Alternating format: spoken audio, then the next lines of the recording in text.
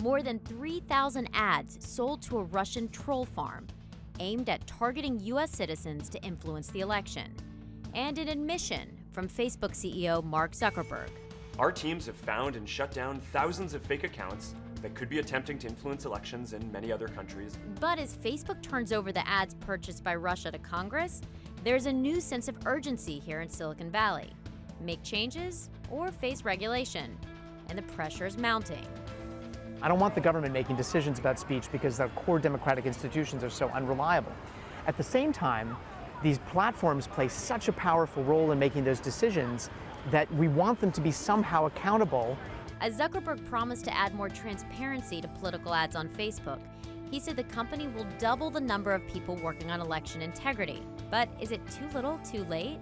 We can't just simply write math that we can believe neutrally chooses the best content.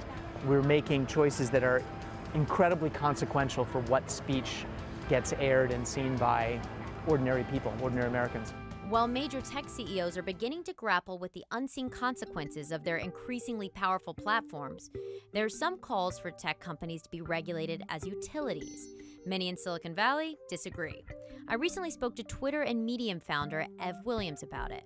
A congressman suggested that there should be an act passing legislation to put disclosure requirements on social media advertising similar to the ones that we see on TV commercials. Oh, this ad paid for. What impact would that have? I don't think people would pay attention to it. Really. I mean, it'd be nice to know, and like those who really cared should probably be able to know that. When it comes to regulation, Williams isn't opposed. He's just doubtful of the process producing good results. I think regulation in many markets is really helpful, and for something that's important, could be very valuable, but I'd prefer no regulation to bad regulation. And there's no obvious thing that you would say to Facebook or Google or Twitter is like, go fix this now, and they're like, oh, we're not doing that because we don't have to. They're all trying to make the best systems they can. And as Facebook has learned, questions about content are complicated. The difference between a difference of opinion or a political belief and a difference in like wrong facts is really hard to suss out. I don't think anyone's figured out how to suss that out automatically. The same gray area applies to Facebook. While the company says they'll disclose political ads, who's to decide what constitutes a political ad on the platform? And what divides propaganda and an idea? Where's the line between free speech and hate speech?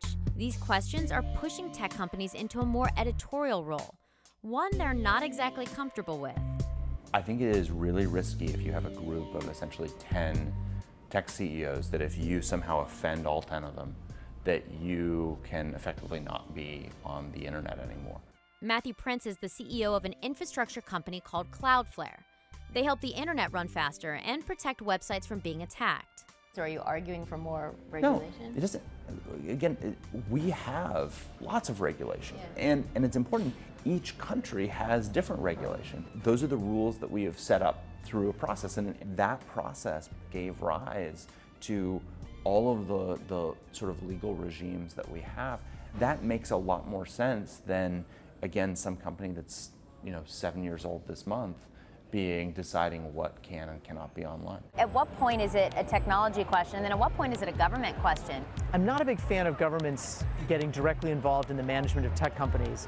History shows that that power tends to be abused pretty easily. Pressure from governments, though, will be intense over the next decade because they look around and they see these tech platforms acting as highly efficient distribution mechanisms for Russian propaganda.